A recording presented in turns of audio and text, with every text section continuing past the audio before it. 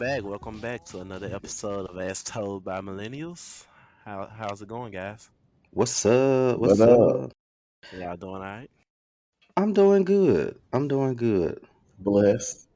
How about you, Denzel? Doing good. Just hanging around. That's good. How was y'all's I know week? that's right. I'm doing. Let's go over y'all week first before I go over mine. I had a really good week. It was long, a lot of moving parts, but overall, when I look back on it, it was a good week. My week was very trying. It tested me in a lot of ways, but I made it through. So I don't have any complaints about it. Now, Denzel, what is this climactic week that you had? Oh gosh. So first, start off like from Monday through I think Wednesday. I could not like really get a grasp on sleep. Like I will go to sleep, but I automatically wake up like every 30 minutes, and I'm just like, what the heck is going on? So I guess it was Wednesday or Thursday. I think it was Thursday. I woke up probably around about 2 p.m. Got up, took a shower, called my mom while I was out. I get outside the shower and drying off, and I was talking to her. And then I got off the phone. The next thing I know, I hear people out the parking lot. So I stay in my apartment, and I'm like, who is these people out here in this parking lot? Because this ain't the ghetto. Because we pay good money out here. So why y'all out here so loud? So I look out the window. It's the police. And then I hear the fire truck pull up, and they get out here with this big old door busting machine, and they go and bust the door of the unit below me, bust it down, and whoever's in there, the tenant or I don't know, they didn't give me any information, but they were in there deceased, and it smelled really, really bad. I would never forget that smell. So that threw me off really bad that day, and I went the next day. I went into the apartment office just to get my 60-day notice because my lease is about to end. And the little white girl up there, she pissed me the fuck off. She tried to play like I was stupid because we were just in there having small talk, and I was trying to sign my notice to evacuate letter. And she was like, "How's your week?" And I'm like, "It's going good until that happened yesterday." And she was like, "What happened?" I was like, "The person under my apartment, they were found dead." She's like, "What make you think that?" And I just looked at her. I was like, what would make me think otherwise? I saw them drag the body out. And she was like, "Oh, that's so messed up. Like, you're the same person I talked to yesterday." Because I called and asked what was going on. So you just going to try to play me like I'm stupid. So it's like, white people will try to make you look stupid. If it's anything dealing with business, they're going to make it seem like everything is so fine when it's really not. So she pissed me off with that. But other than that, I'm here for now. Not bodies found in your apartment complex. That is interesting. It definitely seems like she didn't want you to know. I'm pretty sure any apartment complex wouldn't want people to know that they're finding bodies in their units. So Hmm. I mean, as long as they wasn't murdered, I mean, if people die, you can't do nothing about that. But I mean, I'm pretty sure that was, just their way of doing damage control. but still, if I said something about it, I know something. Don't come over here acting like I just fell out the truck yesterday. She might have thought you were probably a reporter or something. You never know. But yeah, I'm glad that we made it through another week to be here to record this episode. I feel like it's going to be a really, really good one. So, what's been going on? What have y'all been hearing as far as in the world of social media and things like that? I know we talked about last week the Jonathan Majors incident, and I saw some more information did come out on that. Allegedly, they were having some sort of, relationship spat or something like that. And I did find it interesting that he was the one that actually called the police, but also he was the one that was arrested. And it was, it's really just interesting to me because usually when police respond to a call, you would think that they would respond to the person that's actually calling them. And so, in keeping that mindset, she would have been the one to be arrested. But I'm wondering, like, what transpired once they arrived to the location that made it seem like he was the aggressor. I think it was like Bruce marks on her or something like that. hmm But I'm wondering if if maybe he didn't have bruises or something on him, or scratches or something on him, or there's just a lot that goes into it, especially in my mind when I try to work through stuff like that. Because usually, when it comes to violence, especially domestic violence, the male is always seen as the aggressor and the more violent one. And sometimes it's the female. Sometimes it's not the female, but sometimes it is the female. And the male can get caught up in just being arrested because of people don't take time to actually look at all of the details of the situation. So that's just kind of something that I've been kind of keeping an eye on, because I'm interested to see how that will play out, especially since his lawyer in representation has come out and said multiple things. So I am interested in seeing how that plays out. Mm. I saw um text messages as well from the lady who was saying that he wasn't going to get in trouble. She was going to make sure that the charges wasn't going to be, stick and stuff like that. But it just seemed like he was in a damn if you do, damn if you don't situation, because damn if he don't call the police, somebody else gonna call the police on him, and then if you do call the police, like damn, police came still and arrest him. So yeah, I think it's just I think we're seeing that as one of the many downsides to being a famous individual. Everything Hmm. is blown way out of proportion. I know one thing, that would be the end of me and her after that. I know that much. Oh yeah, especially if you allowed me to go to jail or allowed me to get locked up, and it's not really what it's given. I mean, to the point that that the police have to be contacted during an argument and let you know that y'all are not good for each other. That's not a good situation to be in, and you have so much to lose. Hmm. But hey, who am I? Okay, who are me to judge? In other news, I mean, did you all see the that Duran Bernard has finally on Tiny Desk? I have seen clips of it, and as a fan of Durand Bernard, I know it's probably going to be something that I like, but I haven't sat and watched it in its entirety. Durand is a wonderful singer. He is very theatrical. Very. Yeah, I'm interested to really watch it. I may watch it once we're done recording, but I've seen clips of it, and his vocals are always on point. But I'm interested to see how this. Uh, David, you're the proud family person. Is Uncle Bobby? Is he dressed as? Uncle Yeah, Bobby, and one of the background singers was Penny Proud. See, I didn't catch that. Okay. I was kind of blown away by the outfits, honestly, and the wigs and stuff. But as far as Blown the away. vocals, Blown away how? like what the you hell are you definitely have to doing? watch it. I encourage all to see. Okay. Yeah, it's one of those situations where he is a one. It was kind of like a once in a lifetime type of situation for being on Tiny Desk, and then a lot of folks are like, "Why are you up here looking like that?" But I Yeah, mean, I think it represents him because he is a character. He is big on that. Like his whole personality is just like extra, and that's just him. At first, it was a problem for me at first, but then I just learned like he's just being himself. So it's like it doesn't bother me anymore.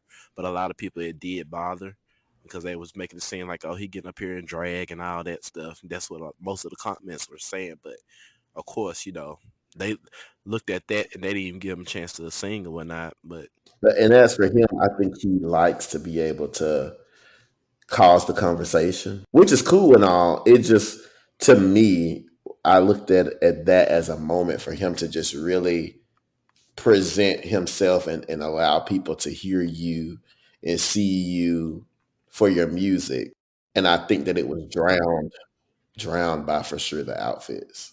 I wonder if he and other artists like him, because they don't have oftentimes this huge machine behind them, and a lot of the marketing that they receive probably comes from social media, comes from word of mouth, it comes from shares and retweets and stuff like that. yeah, I'm wondering if this is his way of getting people's attention, so they can share and retweet and discuss it as we're doing here, because he may be of the mindset that any publicity is good it's good publicity. publicity. So I don't know the conversation that he would be trying to push by dressing up as Uncle Bobby from the Proud Family. But I haven't seen it yet either, so I'm interested to watch it now. I don't know if there's like some commentary that he added in there that we're just that I haven't seen because, like I said, I've only seen the small clips. But yeah, I did not notice that one of the background singers was dressed as Penny Proud, though. Did not notice that at all. When I first saw it, I was like, okay, when I seen it, it wasn't an issue that he was dressed up like that, but I was trying to figure out like what theme or what was he going for. Like after reading the comments and seeing that was like the Proud Family, I was like, okay, because Uncle Bobby wasn't he a singer or something like that? Hmm. Unofficially. Officially unofficial. I was just looking trying to see who was Sugar Mama. But yeah, I'm interested. I'm definitely interested to go and watch them. Have to make a note about that. I am. I'm very glad to see all of the opportunities he's been granted recently. I know he did like the Soul Cipher at this past Soul Train Awards on BET, and now he's got several shows. I think on a little tour across the United States, and he got a Tiny Desk, which is Tiny Desk is a great honor. There are many artists who are in their respects a lot bigger than Duran Bernard who are still waiting on their Tiny Desk opportunity. So I think that is great. All right, well that concludes this current events. Yeah, that'll be all of the little hot topics that we talk about today. We're going to take a quick break and then we'll move into the discussion for this particular episode. All righty, be right back. Someone once told me the grass is much greener on the other side. Welcome back, you guys, to As Told by Millennials. This part of the episode is where we usually like to have a discussion amongst us as friends. And this week I chose a discussion topic, and I'm really interested to see what my friends and co hosts have to say about the topic of relationships. This is the first time hearing that we're going to be discussing relationships. I wish y'all could see the looks on their faces. It is hilarious. But I really, I mean, if you want to, that's fine. This is a safe space. Baby bye. But I'm really interested to really have an in-depth conversation about relationships with you guys. I have some questions that I would be interested in hearing your take on as we kind of navigate, this topic of relationships. So, first question. I have a question. Well, that's really not how I planned this going, but okay. Will situationships have a We will get space to that here? part. We will get to that part. Okay, We okay. absolutely will get to that part. Um, so thank you for that. That was a very good starting point. What do relationships look like to you all? Interesting first choice. David? Um, what does a relationship look like? In my honest, just off the top of my head, um, response to this, um, my ideal relationship would be a partner, somebody who is a partner in life as far as career, personal advancement, somebody who I can consider a friend who blends with or accompanies the life that I already have, and me for them as well. Me being able to be somebody as an addition to what I have already accomplished on my own, or how great I feel about myself, just adding somebody else to be able to do life with. Okay, that's interesting that you said Hmm. that and the fact that you kind of brought up situationship. So, do you feel that, or how does a relationship and a situationship differ for you? Because even a situationship is a type of relationship, and that's kind of why I left the question, "What is a relationship?" open. I wasn't going to ask that because I Hmm. wanted you all to tell me in the answers that you gave me to the other questions. So, how does a situationship and a relationship differ to you? And then Denzel, once he's done with that, I'd love to hear your take on what a relationship is and what does it look like to you. Well, I definitely feel like a situationship is more so we're doing everything that people in relationships do without the title. I think it's a definite waste of time. uh, even though I've been in a lot of them over the past couple of years. I think that it's just where one person is not necessarily willing to make a commitment, and then you find yourself doing all the things that people in relationships do, and you still be able to go out and do your dirt as well. I generally find myself, and this is definitely putting myself out there, I generally find myself in situationships where I'm the person who wants to be in the relationship, wants to do everything right. And the other person is more so, chilling, reaping the benefits, that kind of thing. I'm gonna go out on a limb here and says that that sounds like an Okay. unofficial open relationship, but we'll get back to that. Denzel, what do you think of when you think of relationships? What does a relationship look like to you? A relationship to me is two people, neither are perfect, but two people that are willing to put in the work, that have a mutual agreement that it is between you and I, and that we're gonna do whatever we need to do, to build and become one. A relationship doesn't include third parties, fourth parties, fifth parties, or whatever else. It's only one and two. No mamas, no aunties, no exes, no none of that. When it comes to situational ships, they can stay far away from me as possible, preferably 2 counties over. But a situationship to me is it's basically setting yourself up. To me, from my point of view, you're going into this setting yourself up because it's like, okay, this person likes you, but when they get tired of you, they can leave and there will be no consequences. Even though you're unofficially, there's no title, the feelings are there though. Because I don't know how you're gonna be in a situation is when you really like that person. Regardless, you ain't gonna just gonna be, fooling around with nobody you don't like. And then feelings are coming up eventually somewhere. But I strongly disagree with that statement, but this is about you. well, I don't know. Well, for me, I just feel like situationships is just not for me because I feel like if we're gonna be fooling around, there has to be some type of agreement. Like if you want, if you feel like there could be better for you out there, and you don't want to be tied down, just leave me alone. I'm good. Okay, I got that. As I'm listening to y'all and kind of taking notes, I've gotten a lot of similarities that you guys have as far as relationships go, and a lot of different views. I think we all know Hmm. as friends that we all have our different views on relationship amongst the three of us. But one thing that I did hear both of you say was a partner or someone or between you and I and those types of things. So I'm I'm guessing that you all feel very, very strongly about monogamy Absolutely. and that being a deal breaker for you all in relationships. And I think Denzel, you even said there's no third party or fourth party or anything like that. And you don't You like damn right. Nobody. Me, you, and Jesus. everybody likes everybody is a very strong contender for monogamy. Okay, that's interesting. S- Speaking of monogamy, and I know both of you have been in relationships before, have you ever been the cheater in a relationship if cheating ever took place in your relationship? I can say the farthest cheating I went to was talking on the phone with somebody. Other than that, no.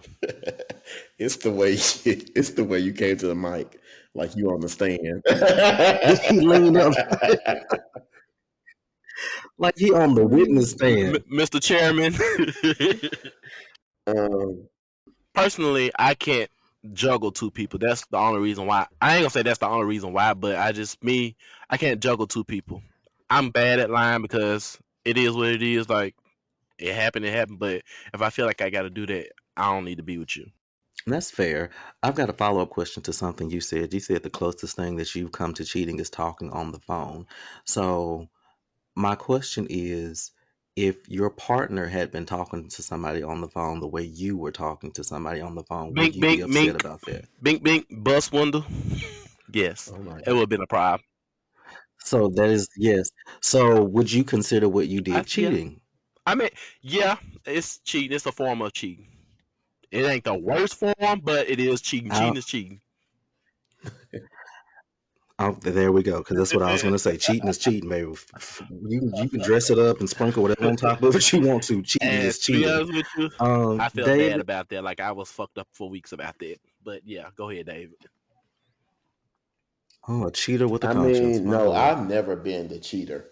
Um, Now I can talk to multiple people at a time, but if I have decided to be exclusive or in a relationship with somebody, that's just that. But if I'm dating people and we have not had a discussion on like it's you and me only, then I'm gonna definitely talk to other people, entertain other people. Mm-hmm. That's interesting. That's interesting. Okay. So when does that commitment take place? Is there a certain time frame that you work within your mind? Because you said when you've decided to become exclusive and committed to a person. So when does that take place? Does that take place when you all reach a certain level of feeling for each other, or we've been talking for like a month and a half, it's time for the next step, or like how I does just that think work for there's a you, David? conversation that has to be had. I'm really, really big on communicating. So if you tell me, oh, I'm not ready for this or I'm not ready for that, then I'm not going to expect that out of you. But if I like you enough, then I'm going to say, okay, well, this is how I'm feeling about you. This is what I would like to see. How do you feel about it? Or where do you see us? Quick question off of that, David. When you just said that if you like somebody and the conversation is had and they said that that's not what they want, and you was like, okay, well, I know not to expect that from you. Why do you still stay? Why don't you just go elsewhere? It just depends. So it depends on the person. It depends on how developed the relationship is some people, and I'm gonna throw myself out there again. Some people, I will slowly start to back away, or if I was just trying to get me some, I'm gonna try to get that out the way, go and get what I need, and then cut you off. Hey. I'm gonna play your game. Now if you, yeah, I mean, well, yeah, if you tell me that ain't what you want, I'm gonna go ahead and I'm gonna run you through the process, get what I want out the situation, and then we done. hmm Not the Let's just process. go and do it, Um, and we can go and go about our business. so in that is are you accepting of I'm not there yet, or that's not what I'm looking for yet? Like if they put a contingency on the end, is that do you see that as it's either now or never, or are you willing to work with a person through their feelings just because they're not on the same Nine level as times you out of are? 10, it's gonna be a now or never. Uh, we may have a situation where you're open to me, and we can talk about what it takes to get you to that point. Are you still dealing with a old thing, or are you trying to? I've even had a person say they want to wait until their 29th birthday to before they get in a relationship, and to me, I feel like that's bullshit. You know, you got something else going on, and just tell me that so I know how to move. But I've learned from situations like that.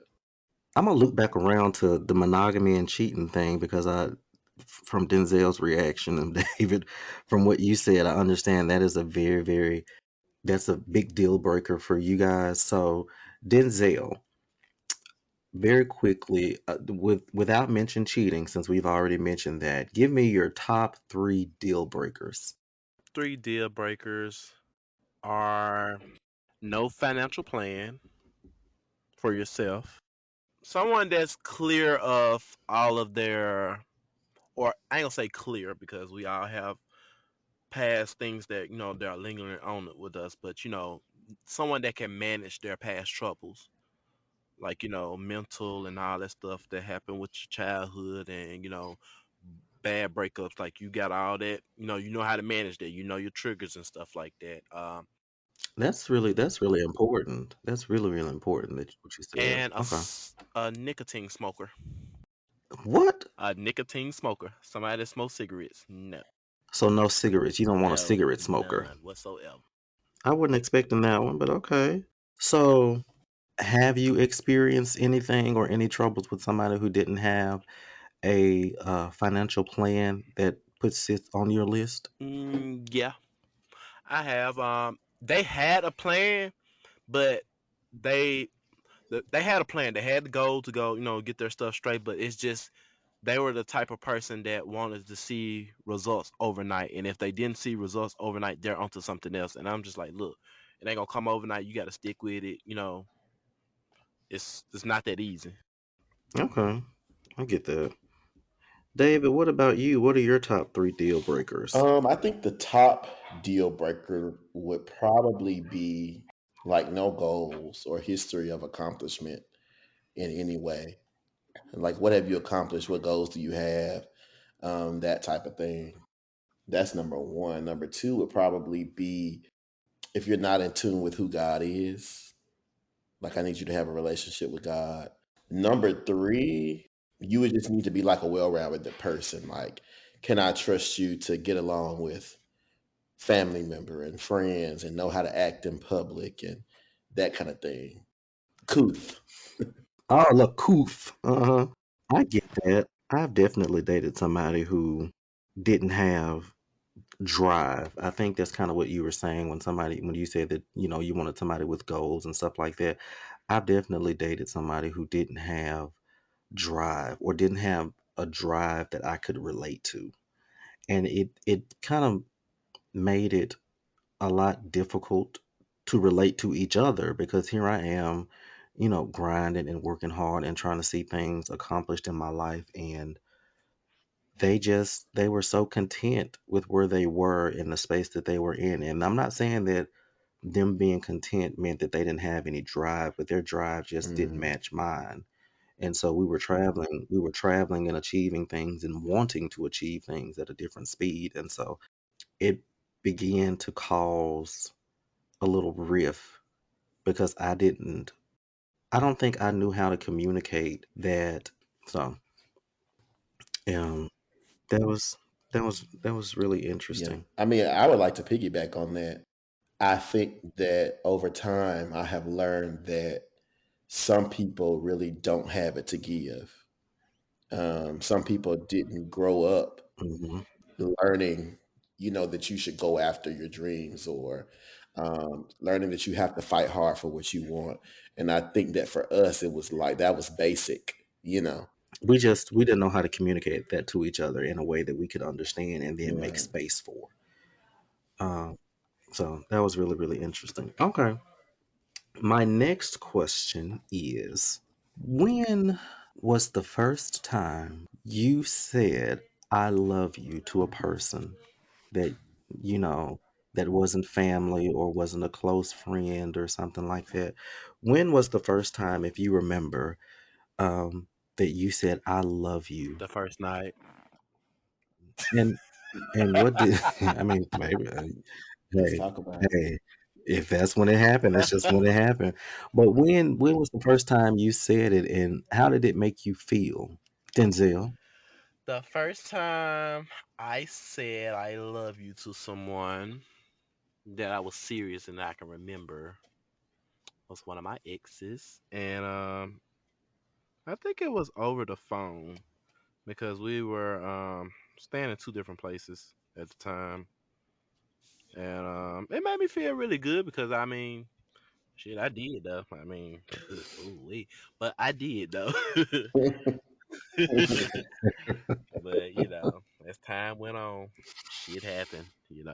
But it made me feel good though. I mean, it made me feel like I found somebody. Well, actually, still to this day, I still feel like if that wouldn't happen, I think we probably would have still been like a good couple if the bad things didn't happen back then and there and we were still together. I think we would have really been good because like we were kind of like the same person, and it was easy to talk to each other. Probably one of the easiest relationships with communication I ever had.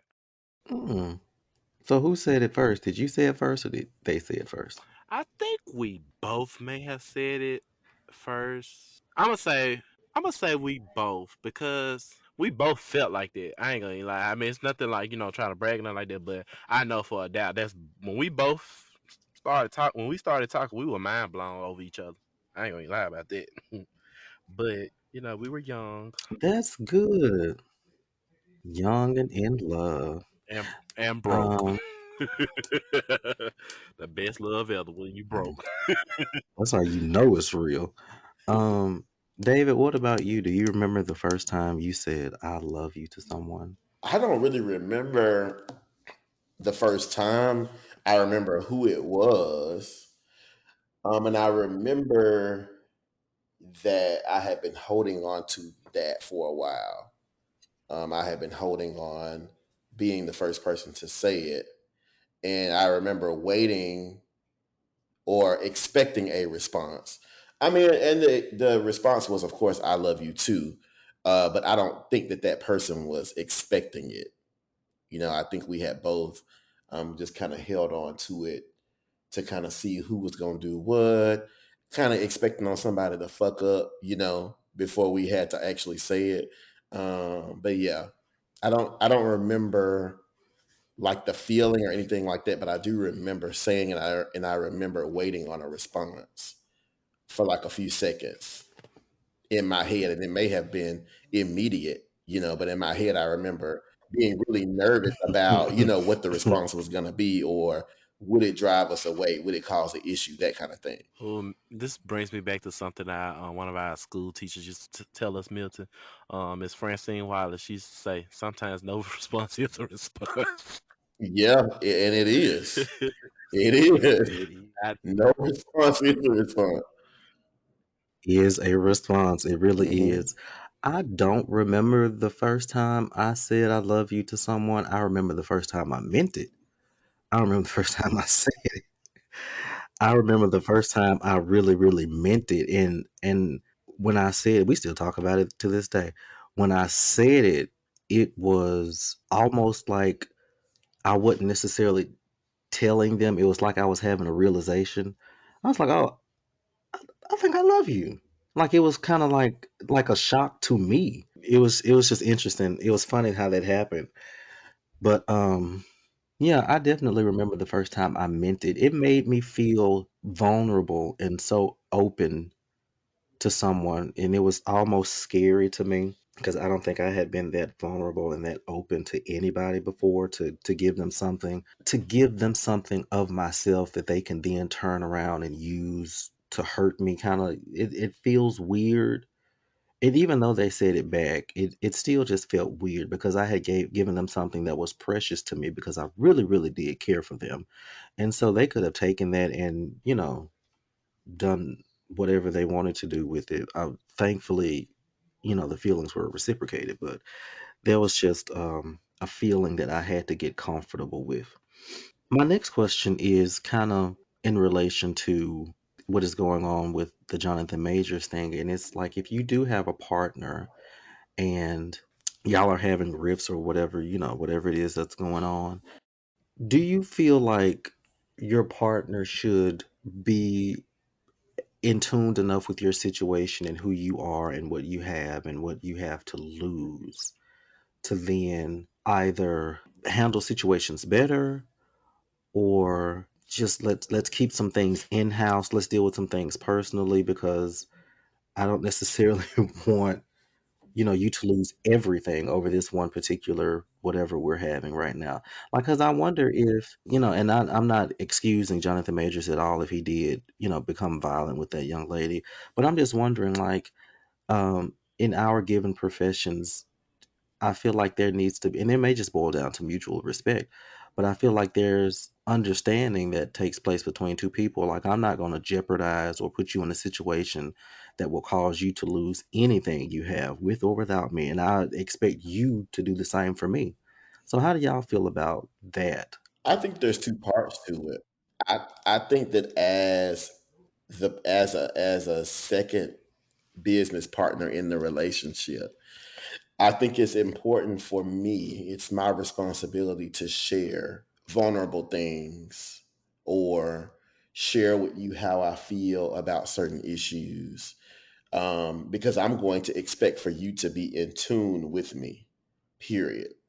If my anxiety is high, I expect you to be able to know that, be able to tell that from my attitude, or even if I tell you, the older I've gotten really comfortable with saying, okay, I'm having anxiety right now. I can't tell you what it's about. I really don't know what it's about. I just have anxiety right now. And I expect you to say, number one, are you good? Is there anything I can do? And just be in tune to know how to move around me. Like, don't expect me to do a whole lot. Just kind of be in tune with me. And that's just like a small piece of it. My anxiety is one of the things that I deal with, and I expect my partner to know about it. But it's important for me to share certain things with you, so you do know how to move with me. Hmm. So you do know not to put certain bits of our business out to where people can be talking shit about us later on down the line, or if we get mad at each other, we do need to keep it in house so that other people don't feel like they have a say so, or they feel some kind of way when they see us out together after we just had a fight 2 nights ago. I'm asking this question because, like I said, of the Jonathan Majors things, and in the back of my mind, I keep replaying that clip of, I think it's Married to Medicine, when Dr. Simone and Toya were having like their little riff or whatever, and they were trying to make up, and um, Simone was leaving, and she told her husband, "Don't put me in situations where I'm not going to be successful."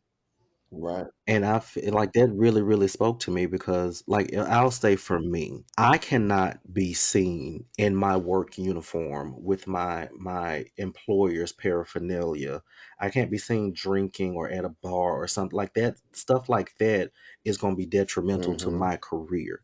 So I just wonder, like, do you expect your? And I know you do, but I'm just, I said that comes with dealing with someone that is on your level that That's has it. the equally the same amount of stuff You're to right. You got lose to be just as well equally as you yoked. do. You got to be. That's the scripture now. We'll go with the word. Want to go with the word? In Jonathan's case, I don't know what this young lady does. I don't know if she's a model or whatnot, but I know Jonathan. I never heard of her, so clearly I'm automatically feeling like he has more to You lose better than she know do. him. Mhm. So, and then also on the other side of it is that I'm not gonna embarrass myself, you know, and like especially if I'm the young lady in her case, I'm not gonna embarrass myself like that. Like if we having issues like that and you cheating on me, I'm not finna put it out in front place so everybody can look at me crazy, and then 9 times out of 10 y'all can be right back together next week. Hmm. And that now you seem crazy. And I also feel like this wasn't the first time that happened. It's just the first time they fucked up and let it slip. Probably. That's I'm thinking the same thing too. Now, I have another question that just popped in my head as you were talking. Do you think, like, seriously, I want you all to take your time and seriously think about all that it would entail. Do you really, really think that you could seriously date and have a healthy, successful relationship with a superstar like a Jonathan Majors, or a Chloe Bailey, or just somebody who's like a really, really big superstar? Do you think you could really have, or Beyonce, like, somebody who's big and always in the public eye? Do you really think you could have a successful and healthy relationship with someone like that? For me, no. Why no? Because our lives are just two different things. I'm living kind of like the normal life, going to work every day, and just because I'm dating you, I'm not about to give up my livelihood, just to date you. Because as you can see, tomorrow could be a whole different story, and you dump me, and I ain't got nothing. I done left my job, and people ain't hiring people back like that these days. So I'm not, I mean, if it's like a someone up to like a Beyonce like level, no, we can't do it. I mean, as bad as I would want it to, but I would be realistic with myself because I'm gonna be mad when the fans running up like, look, because I'm very territorial about mine. I know that's right. So back up, stop being a groupie. No, look at the look, go on. But for me, it wouldn't be good, even though it sounds so dreamy and all that stuff. Like sound like it'll be a something that everybody would want, but it wouldn't be for me. I'm a low key type of person anyway. I don't like going out and just being the spotlight that much. It gives me anxiety. So Well, now Hmm. David, what about you? it's an absolutely for me. Absolutely, we can date because number one, when you're dating somebody, you also have to have a goal or anticipated end goal or something. If you're a celebrity and I'm dating you, number one, I'm gonna take advantage of what that comes with. That comes with um, we get to live life together. We get to experience different things, travel, maybe even shop a little different from what I may be used to. Um, but also, if I'm not going to leave with nothing either. Hopefully, you're rich. You may be helping me with goals of going back to school or goals of starting this business. Or I think there are things that dating a person with status come with that you should be not taking advantage of in a bad way, but it's just like think about us as friends. I would be a fool to not take advantage of the talents and the gifts that you guys have as my friends. And the same for me. I have gifts and talents that I think that you guys should use because I'm here. And so I think that in a relationship, I'm not just there because I love you. What's love got to do with it? No, I'm honestly kidding about That's the what what's love Auntie got to do said. with it Now that's part. what she said. But I don't think you should be in a relationship and leave with nothing. It doesn't necessarily mean monetarily, but you should learn something. You should leave that relationship with a bag full of pros and cons, highs and lows, and something to take along with you. And when I initially think about dating a celebrity or somebody with money or status, we finna start some businesses. We finna do this. We finna do that. Something is going to be gained from our time together, and that's just my personal opinion about it. I'm leaving with something. What was I here for? I'm gonna look back 4 years later and I don't got nothing but heartbreak. Nah, baby, that ain't the way this works. I share both of your views. I feel like I could date a celebrity as long as they understand that I am not a Hmm. celebrity. So, as long as they understand that, my Mhm. values are not just going to dissipate because we have decided to be together. I still value, a lot of the simple things. Mhm. I'm not going to say I'm not going to enjoy uh, whatever amenities come with dating a celebrity, private planes, access to certain things. I'm not going to say I'm not going to enjoy those things, but I also feel that you need to respect the things that I want to do. Like if we are stationed in, LA or whatever, and I want to go pick up me a couple of shifts at the hospital because that's just what I like to do. I don't need you to be catching the attitude with me when that's what I want to do, when you have to go fly to whatever set for 3 months or whatever to shoot whatever scene, like I feel like there needs to be an understanding on both Mhm. parts because I'm not going to completely give up my life to be with you. And that's what a lot of them do. They give up their whole life just to be an arm towards the people, and when they're done, they just getting tossed back, and you got to go back to start your whole life over again. No, I still need to have some sense of me while I'm with you, and that's whether they're celebrity or not. I still need to have some sense of Milton of who I am I'm with somebody. You still, I mean, just because you're in a relationship, you still are your own person. You're still an individual. You decided to commit yourself to somebody, but you're still an individual. Before we go, I have one last question I'm going to ask you guys because this conversation has been really, really interesting and it's really kind of flowed and we've talked about relationships a lot longer than I had planned. So, David, are you in a relationship right now? I am not in a relationship right now. Okay. Denzel, are you in a relationship right now? The Lord is my savior. No. Okay, got you. Um, All right. So, um, since all of you are not in a relationship right now, and we have learned through this discussion that you have been in a relationship before, tell me something or tell me the greatest lesson that you have learned from your breakup or your breakups. What is the greatest lesson you have learned? Denzel, it's all on you. I see it. You just want to get it out. Go ahead and, and tell us what is the greatest lesson you've learned from breaking up. The greatest lesson I have learned from my breakup is that sometimes you meet people and you start digging into their past and they past relationships and they be like, this person did this person did that. And sometimes, those people actually did those things to hurt them, but you have to watch out for some people. Some people are hurt people and they're looking to take revenge out on you for something that somebody else did to them. That's all I'm gonna do. All right, back to you, Pastor. All right. Well, Denzel, do we need to have a conversation right. after we wrap up Let's this call the shrink. episode? Like, are you okay? Let's call the shrink. Okay, That was clear as let's day. call the shrink. I know somebody. If you just need to talk to All somebody, right. I do For know real, for one. real. Ooh, hopefully we can get an ad from them. Right. Uh-oh. Anyway, Speak it into existence. David, what is one of the greatest lessons you've learned from a breakup? One of the greatest lessons I have learned from a breakup was to, in the future, go into the relationship whole within myself. Be everything that you say that you are. Be doing the things that you have on your wish list and goal list, because you have to be making yourself happy before anybody else can coincide with you or coexist with you. How do we? Yeah.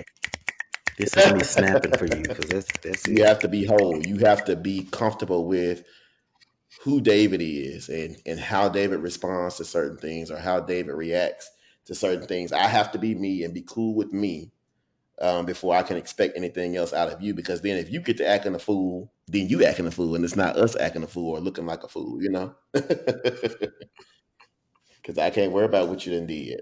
Hey, what you doing now? That Yeah, is what very, about very yourself? true. I like. What about you, Milk? Damn. Because I thought you may try to Um, slide past it, so we had to go and make sure you.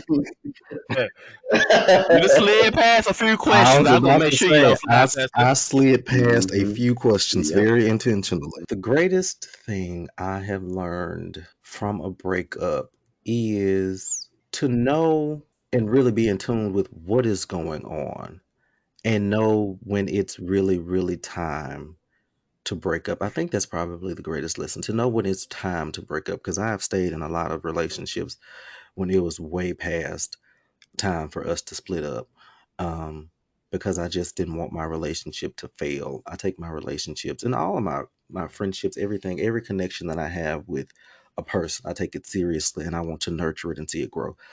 But I didn't want my relationship to fail. I wanted it to be successful and I wanted it to thrive. But it was just time for it to end, because it was time for my connection with that person Mhm. to end. I had learned what I was supposed to learn from that person. They had learned, what they were going to learn from me. And just like with anything, just like with plants, too much of anything is a bad thing. You leave your plant in the sun all day, it's bad for it. So us being around each other when we were supposed to have, split ways, ended up turning into like a bad thing. We started being bad for each other, which was hard for me to deal with, because at one point we were so good Mhm. for each other. Like, we nurtured each other, we taught each other so much, we had um, pushed each other to accomplish things that we wouldn't have probably otherwise. And now what was so good and so nurturing for the both of us turned into something bad and chaotic, and it was just really hard for me to deal with. But that's because it was time for us to go. You learn your lesson and you're supposed to Mhm. go. And so that was one of the greatest lessons I've learned from a breakup. Know when it's time to go. You can't force it. You can't make it fit anymore. You change, they change, and sometimes you all just don't fit together anymore. The pieces just don't fit, and you can't force them to. But this has really been a wonderful discussion. I'm glad that you guys were forthcoming and honest about everything, and I just wanted to get everybody's opinions and viewpoints on relationships, since that's something we talk about, amongst ourselves all the time. And I felt like it would be great to bring the conversation to the Mhm. episode. So that'll wrap it up. How did you guys feel about that? I like this a lot better. Very mind-boggling. Just like open-minded. Just thinking about things and. Mm-hmm.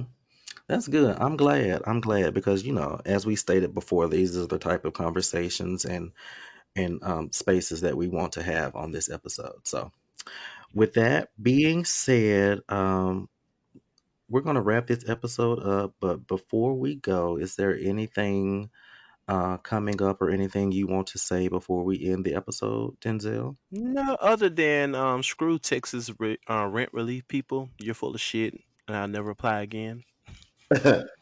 All right. Okay. David, what about you? I don't have anything to say. Thank you guys for listening. We appreciate your support. As always, feel free to send us in questions, comments. Feel free to uh, force Milton to share his opinion more because he has a very deep opinion about most of these topics that he brings up. So feel free to ask the right questions. It'll piss him off. I feel like I've shared my opinion You can pretty always go well. deeper. He can always go deeper. He's given Um, us very surface level. we don't have the time, David. We don't have the time. We cannot put out a 3.5 hour long episode. Shut up. But yeah, that's going to wrap up.